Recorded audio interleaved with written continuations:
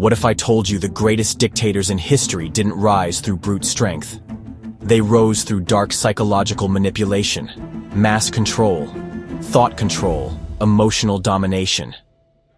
This is the terrifying truth behind how men like Hitler, Stalin, Kim Jong Un, and others controlled millions, using tricks that still work today. And by the end of this video, you'll start to recognize these same tactics everywhere. In politics, business, and even your own life. Let's break down the dark psychology tricks dictators use to dominate entire nations, and how they could be used against you without you even knowing. Every dictator needs a villain, a scapegoat, a common enemy. It's one of the oldest psychological tricks in history, uniting people through fear of the other. Adolf Hitler blamed Jews, communists, and anyone who didn't fit the image of Aryan purity. Joseph Stalin blamed capitalists, kulaks, and traitors that often didn't even exist.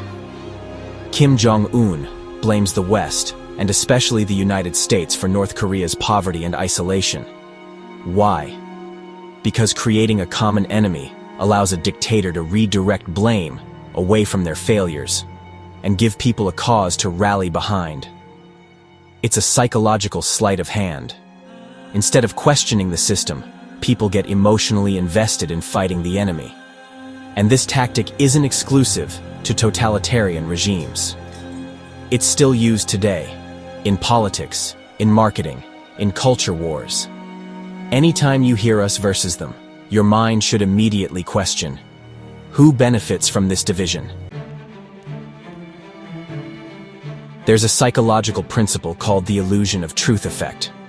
It means if you repeat something often enough, people start to believe it, even if it's completely false.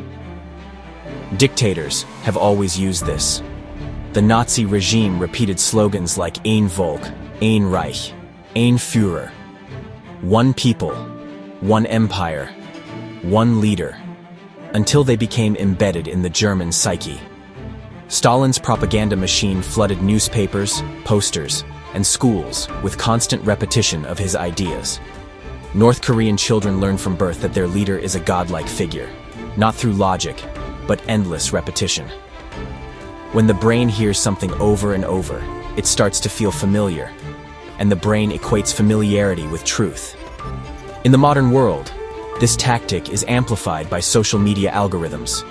You start seeing the same headlines, the same opinions, over and over, and your brain stops questioning them.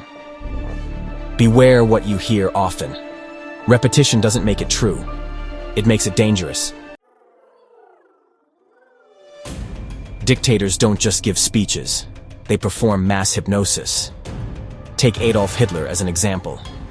He didn't start his speeches with fire and rage. He started soft, calm, slowly building intensity. Then he would raise his voice, pound his fists, scream, until the entire crowd was swept up in emotional frenzy. It wasn't random. It was designed. The pacing, tone, rhythm, all triggered psychological states similar to hypnosis. The audience entered a trance-like state, where reason faded and emotion dominated. Stalin's speeches were long, tedious. But if you stopped clapping before others, it could mean death. That's how he weaponized fear within public rituals. Kim Jong Un uses tightly controlled public ceremonies to create reverence, awe, and fear all at once. Even today, politicians, cult leaders, and charismatic influencers use these same hypnotic elements. They tap into emotion, repeat slogans, build rhythm, and make people feel like they're part of something bigger. Pay attention to how someone speaks, not just what they say. Censorship is not just about hiding information, it's about starving the brain. Dictators understand this deeply. Stalin banned Western books. Kim Jong Un bans the entire internet. Hitler burned books that didn't align with Nazi ideology, because when people only have access to one version of the truth, that truth becomes reality. This is called cognitive enclosure, a psychological condition where no new information can enter the belief system. Once inside the enclosure, the mind cannot escape. It no longer seeks truth. It just protects what it already believes. The result? Blind loyalty, obedience, mass control. In the modern era, this trick has gone digital. Algorithms feed you content you agree with, suppress what you question, and create echo chambers. You become trapped in a mental loop, just like the citizens of totalitarian regimes. Escape requires conscious effort. Seek opposing views. Read broadly. Question everything. Imagine a dog in a cage. Every time it tries to escape, it gets shocked. Eventually, it stops trying, even when the door is left open. That's learned helplessness, and dictators use it to condition entire populations. Under Stalin, millions of people were arrested, tortured, or executed for imaginary crimes. Over time, people stopped resisting. They stopped questioning. They accepted their fate, even when they could have fled. Kim Jong Un uses public executions to create fear. Even watching someone cry over food could be reported and punished. The result? A society that's emotionally paralyzed. Learned helplessness doesn't just happen in brutal regimes. It can happen in workplaces, relationships, communities, any time people are punished for resisting or rewarded for compliance. It breaks the human spirit, and once that spirit is broken, the dictator never has to use force again. Dictators often portray themselves not as leaders, but as gods. Stalin had cities named after him. His portraits hung in every building. Every success was his doing. Every failure was someone else's. Hitler was described as Germany's messiah. His birthday was a national holiday. Kim Jong Un is literally worshipped in North Korea. Children sing songs about him. Adults cry when they see him. Why? Because when the dictator becomes the symbol of the nation, loyalty to the country becomes loyalty to the man. This is the psychological foundation of cults. Obsession, worship, emotional fusion with the leader. The people stop thinking critically and start thinking devotionally. This level of control is total, and it's terrifying. Most people think dictators rule only through fear. That's false. They use a strategic combination of fear and reward. Hitler gave Germans jobs, cars, and pride, even as he eroded their freedoms. Stalin offered promotions, land, and favors in exchange for loyalty. Kim Jong Un provides luxury and comfort to elites, while the masses starve. This dual system, punish enemies, reward allies, creates a behavioral loop called operant conditioning.